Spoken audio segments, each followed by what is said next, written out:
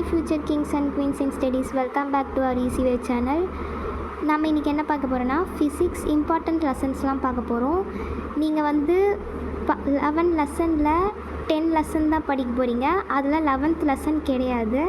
ஏன் 11th lesson கிடையாதுன்னா அது வந்து மோஸ்ட்லி கொஷின்ஸ் கேட்க மாட்டாங்க. 99% கேட்க வாய்ப்பு இல்லை. 10 லெசன் தான் நீங்கள் படிக்க போகிறீங்க. ரேங்க் 1 லெசன்ஸ்னால் ஈஸியான லெசன்ஸ்.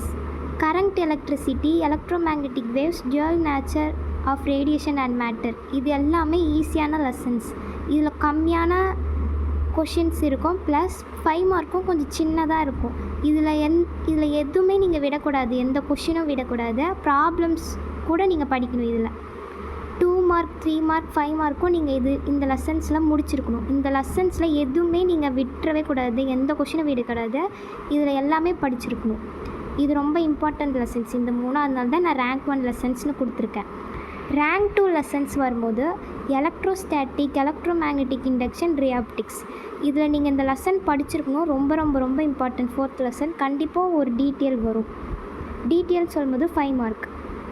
இதுலேயும் நீங்கள் 2 மார்க் 3 மார்க் 5 மார்க் ப்ராப்ளம் இந்த எல்லாத்துலேயும் படிச்சிருக்கணும்.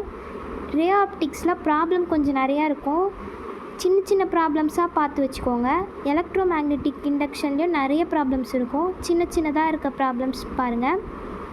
நம்ம சேனல்லே நான் வந்து இம்பார்ட்டண்ட் ப்ராப்ளம்ஸ்லாம் சைட் பை சைட் போட்டுட்ருக்கேன், பாருங்கள். ரேங்க் 3 லெசன் சொல்லும் போது magnetics and magnetic effects of electricity current, 3rd lesson wave optics, atomic and nuclear physics. இது மோஸ்ட்லி படிக்க வேண்டாம், வந்தால் ஆப்ஷனில் விடலாம்.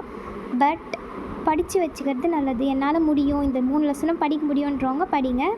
படிக்க முடியாதுன்னு இல்லை, கொஞ்சம் கஷ்டமாக இருக்குது, டஃப்பாக இருக்குதுன்னு நினைக்கிறவங்க இந்த 6 லெசன் தரவாக ஃபினிஷ் ஆகிருக்கணும். இந்த 3 லெசன் படிக்கலைனாலும் பரவாயில்ல, இந்த 6 லெசன் ஃபுல்லாக படிச்சிருக்கணும். அட்லீஸ்ட் இந்த 3 லெசனில் இருக்க 2 மார்க் 3 மார்க் பார்த்து வச்சுக்கோங்க. 2 மார்க் 3 மார்க் பார்த்து வச்சுக்கிட்டால் உங்களுக்கு ஈஸியாக அட்டன் பண்ணுறதுக்கு யூஸ்ஃபுல்லாக இருக்கும். ஃபிசிக்ஸ் பொறுத்த வரைக்கும் ப்ராப்ளம்ஸ் நல்லா இம்பார்ட்டன்ட் கொடுங்க. ப்ராப்ளம்ஸ் வந்து குவார்ட்லி, ஆஃபலி, ஏன் பப்ளிக்கில் கூட அதிகமாக கேட்பாங்க. ஸோ ப்ராப்ளம்ஸ் பொறுத்த வரைக்கும் நல்லா படிங்க.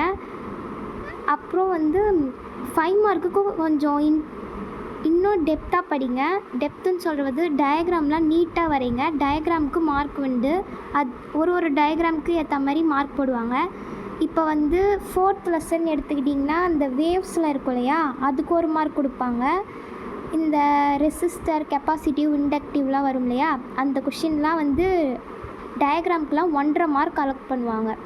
அப்போது பார்த்துக்கோங்களேன், 5 மார்க்கு அது 1.5 மார்க் நீங்கள் வாங்கிடுவீங்க. அங்கங்கே ஈக்குவேஷன் எழுதி நீங்கள் அப்படியே 3.5 மார்க் சாலிடாக வாங்கிடலாம்.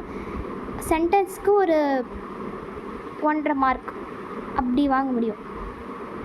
இப்போ வந்து இதெல்லாம் நல்லா படிச்சுக்கோங்க. இந்த 6 லெசனும் தரவாக இருங்க.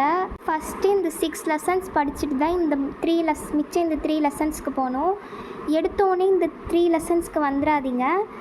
ஏன்னா இது ரொம்ப கஷ்டமாக இருக்கும், உங்களோட டைமும் வேஸ்ட் ஆகும். ஃபஸ்ட்டு இந்த 6 லெசன்ஸில் இருக்க important problems, important 5 marks 3 marks 2 மார்க்ஸ்லாம் படிச்சிடுங்க. அப்புறம் இந்த லெசனில் இருக்க 2 மார்க் 3 மார்க் ப்ராப்ளம்ஸ் படிங்க. தேங்க்யூ.